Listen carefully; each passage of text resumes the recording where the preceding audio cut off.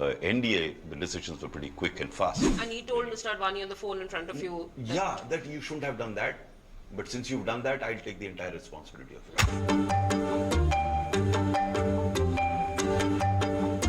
A bureaucrat who has worked both in the UPA and the BJP government and was a person who found solutions to critical issues, heading the PMG in the cabinet secretariat when investment took a hit, coal secretary after the coal scam, education secretary, and also was the director of information and public relations when the Babri Masjid was demolished, all of which is in his new book, Encounters with Politician, releasing in January. Anil Swaroop, thank you so much for talking to Brute. Pleasure to be there. Pleasure to be there. We come to 2014. So we've had 3 years where no files were moving, scams were, the media was talking about scams, and enter Prime Minister Modi.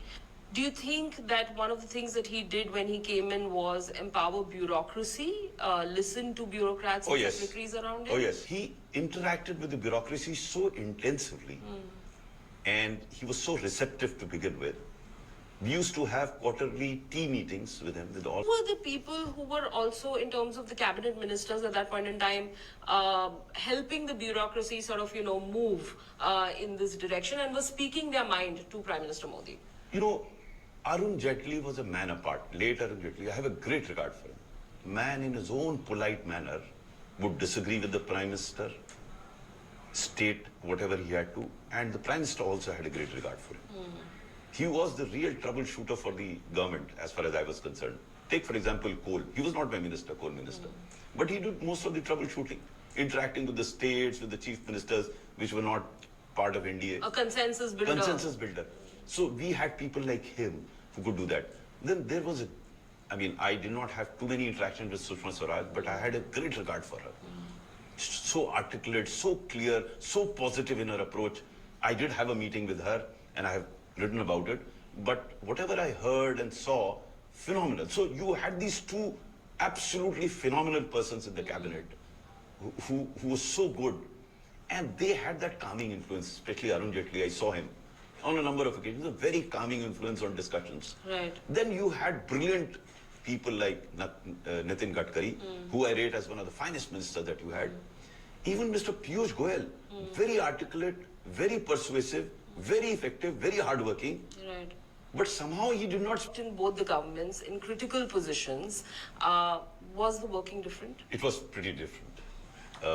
UPA was totally different from what you have in India, where there was indecision in UPA government. It took a lot of time to take decisions.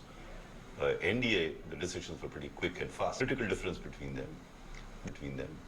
The second difference was that in UPA, there were too many power centers. Ministers were totally on their own.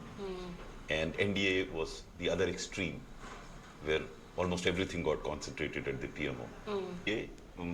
There were too many power centers. Ministers were totally on their own. And NDA was the other extreme, where almost everything got concentrated at the PMO. So that's how these two governments were totally different. So we'll start with Manmohan Singh. You give us a sense, to the viewers on what it was like interacting with him, and in particular, you've gone into detail on 54,000 crores worth of projects being stuck. Frankly speaking, I never worked with Dr. Manmohan Singh or interacted with him when he was Prime Minister. I never spoke to him directly.